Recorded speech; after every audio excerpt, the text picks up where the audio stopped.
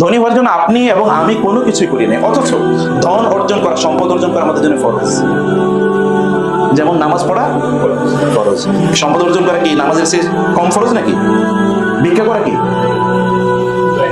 ভিক্ষা করা কি? ভিক্ষা এমন কিয়ামতের দিন যে সকল ব্যক্তিরা ভিক্ষা করবে, কিয়ামতের দিন তাদের মুখে মাংস থাকবে না। কি থাকবে না?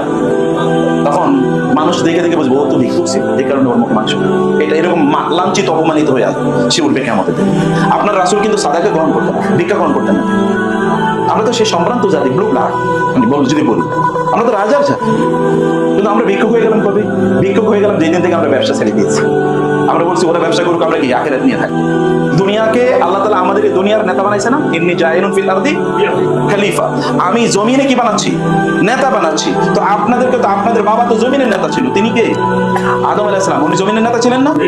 ইব্রাহিম আলাইহিস সালাম আরেকজন বাবা, আল্লাহ তাআলা তাকে বলেছেন কি, ইন্নী জাইলুকা লিন-নাসি ইমামা, আমি তোমাকে মানুষের নেতা বানাবো।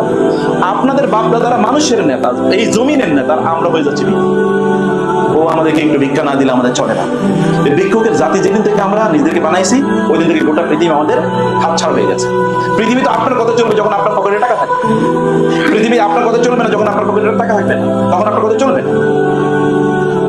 মানুষের সামনে আপনি দাঁড়াবেন, মানুষের জন্য আপনি কিছু করবেন, করার জন্য আপনাকে অবশ্যই লাগবে সম্পদ। এখন সম্পদ ইনকাম করে কিভাবে বলেন? সম্পদ ইনকাম করার শ্রেষ্ঠতম পদ্ধতি হচ্ছে ব্যবসা। শ্রেষ্ঠতম পদ্ধতি কি? ব্যবসা। আপনি চাকরি করে কত টাকা ইনকাম করেন? কত সর্বোচ্চ? কত সর্বোচ্চ? কিন্তু ব্যবসা করে এর কোনো লিমিট আছে? কোন লিমিট নেই, কোনো লিমিট নেই। ব্যবসা করবেন, অথবা ব্যবসাকে আপনি সাপোর্ট করবেন। সবাইকে ব্যবসা করবে তা করবে না, কিন্তু ব্যবসার প্রতিষ্ঠানগুলোকে কি করতে হবে? সাপোর্ট করতে হবে। এবার আমি তাহলে এক নম্বর কথায় গিয়েছি যে আমাদেরকে প্রচুর পরিমাণে ইনকাম করা লাগবে, প্রচুর ইনকাম করা লাগবে। ইনকাম কিভাবে করবো সেটা আমি পরে বলছি। দুই নম্বর বিষয় হচ্ছে যে ইনকাম করার জন্য আমাদেরকে লাগবে হলো ব্যবসা করা। কারণ ব্যবসার মধ্যে প্রচুর পরিমাণ কি আছে? বারাকা আছে। এখন ব্যবসা করার জন্য কি লাগবে? আমাদের প্রতিষ্ঠান লাগবে। ব্যবসা করার জন্য কি লাগবে? প্রতিষ্ঠান লাগবে। যেমন ইহুদিদের প্রতিষ্ঠান আছে, যেমন বললাম। আচ্ছা, অ্যাপল পৃথিবীর সবচেয়ে দামি মোবাইল কোম্পানির নাম কি? অ্যাপল নাকি? এরকম কেউ আর কিছু বানাইতে পারছে? কেউ বানাতে পারে? দেখুন তার কোনো প্যারালাল কিছু আছে? প্যারালাল কোনো কিছু নাই। প্যারালাল আচ্ছা, পৃথিবীতে কম্পিউটারের জগতে আপনার যা লাগবে, যেমন সফটওয়্যার সব সফটওয়্যার কারা বানাইছে বলেন তো? সব মাইক্রোসফট ছাড়া আপনি চলতে পারবেন? মানে এমএস যেটা আমরা বলি, মানে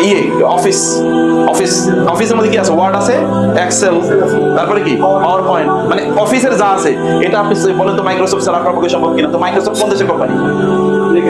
হ্যাঁ, এটা আমেরিকান কোম্পানি। কোথাকার কোম্পানি? American company. আপনি এরকম একটা কোম্পানি বানাইতে হবে।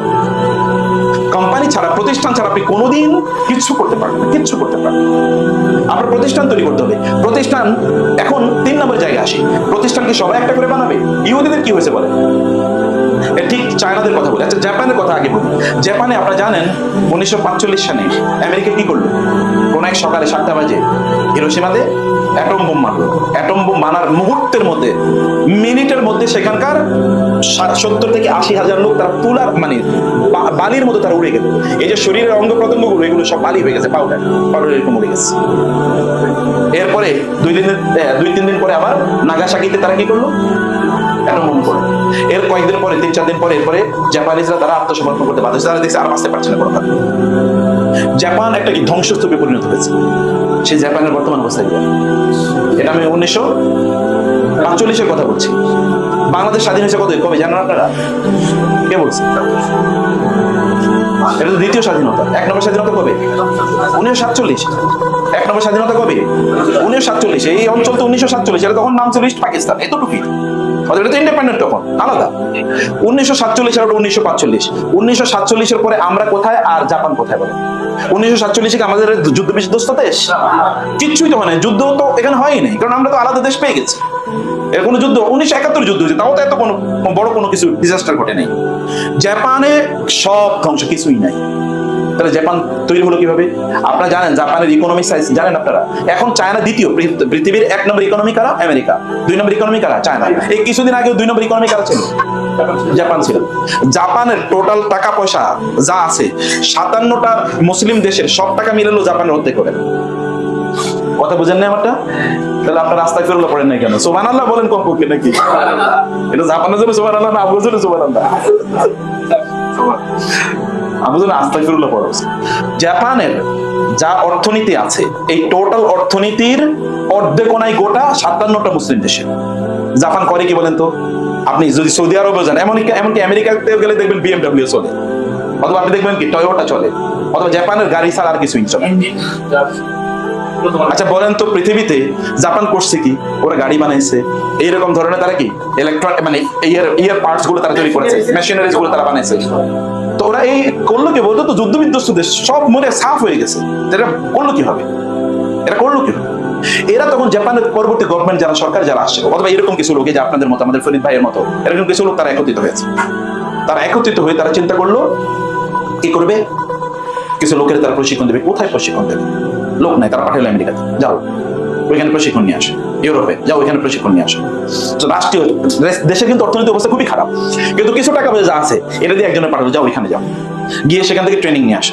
ট্রেনিং নিয়ে আসার পর তোমাকে আমাদের টাকা দিয়ে পাঠিয়েছি, তোমাকে আমার দেশে ফিরে আসতে হবে। তুমি ওইখানে থাকলে 10,000 টাকা বেতন পাইতে, আমরা তোমাকে 12,000 টাকা বেতন। ট্রেনিং তুমি নেবা, আমার টাকা দিয়ে তুমি ট্রেনিং নেবা, কিন্তু তুমি ফিরে আসবা, ফিরে এসে আমার এখানে চাকরি করবা, কিন্তু তোমাকে দেবো কত বেতন?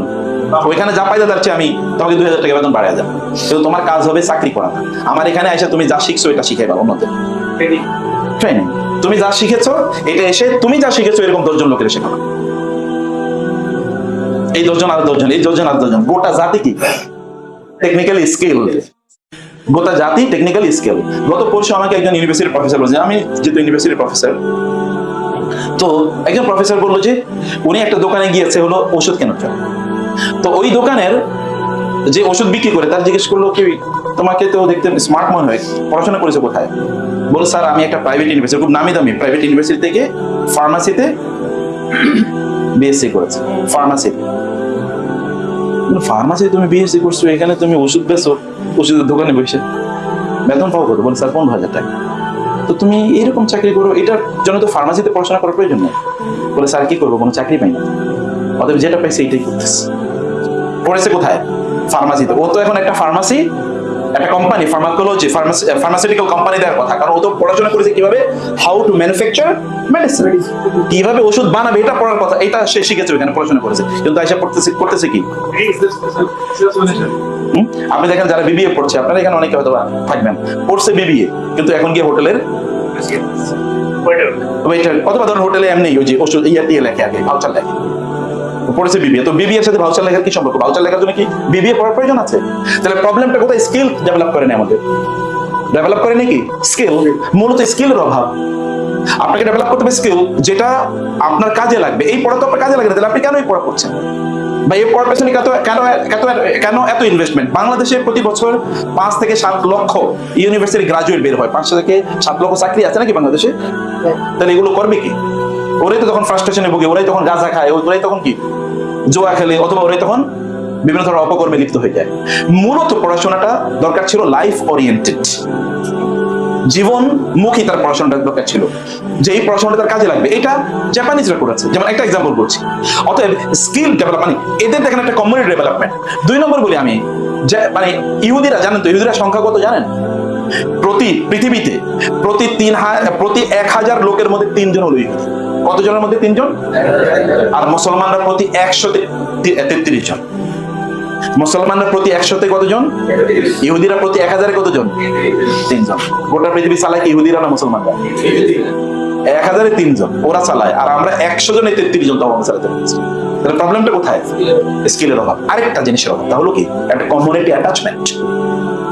আমরা যখন, যেমন ধরেন আপনারা যখন কোনো এক জায়গায় চাকরি করবেন, তখন আপনি তো চিন্তা করবেন আমি এত কষ্ট করবো না, আমি কষ্ট করলে ফরিদ সাহেব লাভবান হবে, আমি কেন কষ্ট করবো?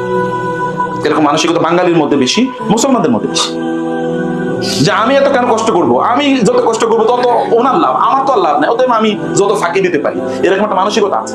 কিন্তু ইহুদিদের এই মানসিকতা নেই, জানেন? ইহুদিরা যদি এখানে থাকে, ওই যে বলে না সব শিয়ালের এক রাত, শিয়াল যদি এখানে ডাক দেয় তাহলে ওইখানকার শিয়াল আমি আছি কিন্তু তোর সাথে, ওইখানে কিন্তু ও আওয়াজ দেয়। ইহুদিরা যদি এখানে থাকে, এখানে একটা ইহুদি, ও প্রয়োজন 10 কিলোমিটার গাড়ি ড্রাইভ করে যাবে, ওই জায়গায় আরেকটা ইহুদির দোকান আছে, ওর দোকান থেকে পণ্য কেনা। এবং এখানকার ইহুদি সে চিন্তা করবে আমার টাকা ইনভেস্টমেন্ট করা দরকার, কার সাথে টাকা ইনভেস্টমেন্ট করবো, আরেকটা ইহুদি কোথায় আছে খুঁজে বের করে। আর আমরা মুসলমানরা আমরা কি করি বলেন? হ্যাঁ, আমরা তখন ওনার কিভাবে, উনি মুসলমান, ওনার কিভাবে ক্ষতি হবে, উনি কিভাবে ডাউন হবে, উনি উঠে যাচ্ছে, এটা তো বানরের জাতির মতো। আপনি নিজেও করবেন না, অন্য কেউ করতে দেবেন। এটা আমাদের মানসিকতা। কিন্তু মানসিকতা কি হচ্ছে? আপনি ক্ষতি করছেন কার?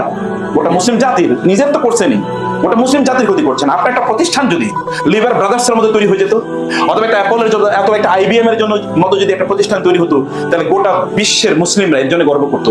গোটা পৃথিবীর মুসলমানরা কি অর্থনৈতিকভাবে তারা শক্তিশালী হয়ে যেত, অর্থনৈতিকভাবে তারা শক্তিশালী হয়ে যেত।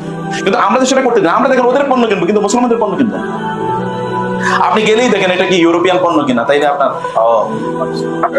আর যেটা কোনো মুসলমানদের বানানো পণ্য হয়, তাই না? বাংলাদেশের আপনি বাজারে শার্ট কিনতে গেলে বাংলাদেশি শার্ট, এটা মেড ইন বাংলাদেশ কিনবেন, মেড ইন ইন্ডিয়া এরপরে কিনবেন। কিন্তু আমেরিকা দিকে ওই মেড ইন বাংলাদেশটি আপনি কি আমেরিকান ব্র্যান্ডে, যারা ব্র্যান্ডে আপনি কিনে নিয়ে আসতেছেন, ওই একই জিনিস এটা কিনতেন এখানে 100 টাকা দিয়ে, ওইখান থেকে 10,000 টাকা দিয়ে কিনে, এই যে দেখছেন নতুন জিনিস, এটা হাইফাই এই ব্র্যান্ডের জিনিস কিনছে, অথচ এটা কিন্তু আপনার এখানে তৈরি হয়েছে। আপনি এখানে মূল্য দেন না, কিন্তু ওইখানে কি আপনি মূল্য দিয়েছেন। এখন সমস্যাটা কোথায়? আমাদের মেন্টালিটি। আমরা প্রকৃত অর্থে আমরা প্রতিষ্ঠান তৈরি করি না, প্রতিষ্ঠানগুলো যেগুলো তৈরি ওগুলোকে আমরা সাপোর্ট করি না। আমি ইহুদিদের কথা বললাম, চাইনিজদের ঘটনা কি আপনারা বলেন তো? আচ্ছা, চাইনিজরা কেন গোটা পৃথিবী এখন অর্থনৈতিক দিক থেকে তারা নিয়ন্ত্রণ করে? যদিও চাইনিজ জিনিসের মান, সব জিনিসের মান এক সমান না, তারা কিছু কিছু জিনিস তৈরি করে যেগুলো আমেরিকান স্ট্যান্ডার্ডের। আর আমেরিকার এখন প্রায় সকল কি প্রোডাক্টেরই ইয়ে আছে, তার মানে ম্যানুফ্যাকচারিং সেন্টার কোথায়? চায়নাতে। যেমন অ্যাপল ম্যানুফ্যাকচার, মানে টেকনোলজি আমেরিকান, কিন্তু ম্যানুফ্যাকচারিং চায়না। অতএব এখানে মানে তুচ্ছতাচ্ছিল্য করার কোনো কিছু নেই। আপনি জানেন 1988 আমেরিকার বেইজিং এ, মানে সরি চায়নার বেইজিং এ, 1988 চায়নার বেইজিং এ এরকম বেশি গাড়ি টাড়ি দেখা যেত না। প্রাইভেট কার হয়তো 2-4, কদাচিৎ 2-4, 5টা 10টা এরকম দেখা যেত। তখনও ঢাকা শহরে প্রাইভেট কারের জ্যাম লাগে। যখন ওদের কি নাই, গাড়ি নাই, তখন এখানে জ্যাম লাগে। আর এখন প্রতিদিন চায়নাতে মফস্বল মানে গ্রামগুলোতে যেই পরিমাণ বিল্ডিং তৈরি হয়, এইসব পরিমাণ বিল্ডিং যদি একত্রিত করা হয় তাহলে কয়েকটা ঢাকা সিটির সমান। প্রতিদিন চায়নাতে যে পরিমাণ ডেভেলপমেন্ট হয়, এরকম সব ডেভেলপমেন্টকে একত্রিত করে এটা ঢাকা সিটির বড় হয়ে যাবে, সিটির চেয়ে বড় হয়ে যাবে, এত বড়। এবং গ্রাম অঞ্চলের এখন ওদের যারা কৃষকরা BMW চালায়। অথচ আমরা কিন্তু 98 এর কথা বলছি। 98 ঢাকায় তখন ট্রাফিক জ্যাম লাগে, এটা হচ্ছে প্রাইভেট কারে। আমরা কোথায় পিছিয়ে আছি? এই চাইনিজরা কি কাজ করেছে? যেখানে চাইনিজরা আছে ওরা সব কি একসাথে ব্যবসা করে। তুমি চাইনিজ, তুমি ওকে, আমি তোমার সাথে, তোমার ব্যবসা গ্রো করতে, আমি তোমার সাথে ব্যবসা গ্রো করে দিচ্ছি। তোমাকে কি করতে, আমি তোমাকে সাপোর্ট করছি, আমি জীবন দিই তোমার জন্য। কারণ ওরা জানে এটা তাদের আলটিমেটলি কি, তাদের গোটা জাতিকে উন্নত করবে, তাদের গোটা জাতিকে উন্নত করবে। আর আমরা কিন্তু এটা দেখেন, এই যে আমাদের দেশে যে এই যে ব্যাটারি চালিত যে অটো রিক্সা, এই ব্যাটারি চালিত অটো রিক্সা জন্য বাংলাদেশে এসে চাইনিজরা ব্যাটারি বানাচ্ছে, এবং আমরা কিন্তু ওদের ব্যাটারি কিনছি। কিন্তু আপনি একটা ফ্যাক্টরি দিলে হয়তো অন্যরা আসবেও না, কিনবেও। এবং আপনার হয়তো বা কাজেন, আপনার বন্ধু, আপনার হয়তো বা পাশের ফ্ল্যাটের কোনো ভাই আপনার বিরুদ্ধে হিংসা করে দিতে, ও এত টাকা পয়সা মালিক হচ্ছে, নিশ্চয়ই ডাকাতি করছে, চুরি করছে, আপনাকে হিংসা করা শুরু করবে। আমাদের সত্যি করতে প্রতিষ্ঠানগুলো ডেভেলপ করা দরকার, প্রতিষ্ঠানগুলো বড় করা দরকার। যদি আমরা প্রতিষ্ঠানগুলো বড় করি তাহলে আলটিমেটলি আমরা সবাই উপকৃত হবে। সবচেয়ে বেশি উপকার কার হবে? মুসলিম উম্মাহ লাভবান হবে। আচ্ছা, ভালো মানুষের হাতে টাকা থাকলে কি লাভ না লস বলেন তো? আচ্ছা, যদি ফরিদ ভাইয়ের টাকা থাকে তাহলে উনি কি একটা সিনেমা হাউস বানাবে? উনি কি করবে? উনি হয়তো মাদ্রাসা করে, মসজিদ করবে। সেটা যদি নাও করে তাহলে আরেকটা বড় কি ইন্ডাস্ট্রি করবে। ওই ইন্ডাস্ট্রিতে আপনার একটা হালাল ইনকামের ব্যবস্থা থাকবে। আপনি তখন ধরেন অ্যাপলে চাকরি করে, তখন আপনি আমি অ্যাপলে চাকরি করি, আমাদের দেখবেন বিভিন্ন সময় বলে ও এখন কি ওই যে মানে ফেসবুকের যে মেটা, বলেছে ও মেটায় চাকরি করে। কয়েকদিন আগে দেখলাম আমাদের বাংলাদেশের এক লোক, সে বলে ডিজনিতে চাকরি করে, আমেরিকার ওই যে ক্যালিফোর্নিয়াতে যেখানে ওই সিনেমাগুলো তৈরি হয়, অঞ্চলটার নাম কি? হলিউড। হলিউড তো একটা এরিয়ার নাম মূলত। এই হলিউডের একটা মানে ফ্যাক্টরি ইন্ডাস্ট্রি নাম হলো ডিজনি চ্যানেল যেগুলো আপনি দেখেন, ওইখানে ওই ডিজনিতে তিনি টেকনিশিয়ান হিসেবে ডেভেলপ করেছে, মানে জয়েন করেছেন। এই কারণে পুরো বাংলাদেশ সেলিব্রিটি, কারণ এটা এরকম দামি প্রতিষ্ঠান। তো এখন আপনাদের যদি স্ট্যান্ডার্ড মার্কেটিং কোম্পানি যদি এরকম একটা প্রতিষ্ঠানে রূপান্তরিত হয়, তখন তো আপনি বলতে পারবেন আমি এমন একটা প্রতিষ্ঠান চাকরি করি। ওই প্রতিষ্ঠান কি কেবলমাত্র প্রতিষ্ঠাতারা বানিয়েছে? কেবলমাত্র প্রতিষ্ঠাতারা করেছে? নো, প্রতিষ্ঠাতারা করে নাই। করেছে কারা? অন্যান্যরা, সাপোর্ট টিম, সাপোর্ট স্টাফ, তারা মিলে এটা কাজ করেছে। আপনি দেখেন অ্যামাজন কি কাজ করেছে? আমরা কোনোদিন চিন্তা করেছি যে বাজারে গিয়ে পণ্য কিনবো না? আমরা কিনবো কি অনলাইনে, মোবাইলে বলবো যে এটা তুমি আমার বাসায় খাবার পৌঁছে দাও, অথবা আমার বাসায় বইটা পৌঁছে দাও। এটা কোনোদিন কেউ চিন্তা করেছে? কেউ চিন্তা করে না। অ্যামাজন চিন্তা করলো যে আমি এটা করবো। অ্যামাজন কিন্তু আমি জঙ্গলের কথা বলি না, অ্যামাজন হোয়াটসঅ্যাপ মানে ইয়ের কথা বলছি, অ্যাপস এর কথা বলছি। ব্যবসা করে কি ওরা? কিসের ব্যবসা করছে? অ্যাপস। আচ্ছা উবার কিসের ব্যবসা করে? আচ্ছা পাঠাও কিসের ব্যবসা করে? ফুড পান্ডা কিসের ব্যবসা করে? অ্যাপস। এর বাইরে কিছু আছে নাকি তার? এর বাইরে কিছু নাই তো। সে তো একটা অ্যাপস বানিয়েছে। আচ্ছা আমাদের আলিবাবা কিসের ব্যবসা করে? অ্যাপস। সে তো অ্যাপস বানিয়ে দিয়েছে। এই অ্যাপস এর মাধ্যমে অ্যামাজন পৃথিবীর এখন 1 নাম্বার কোম্পানি, সবচেয়ে বেশি টাকা অ্যামাজনের পকেটে ঢুকে।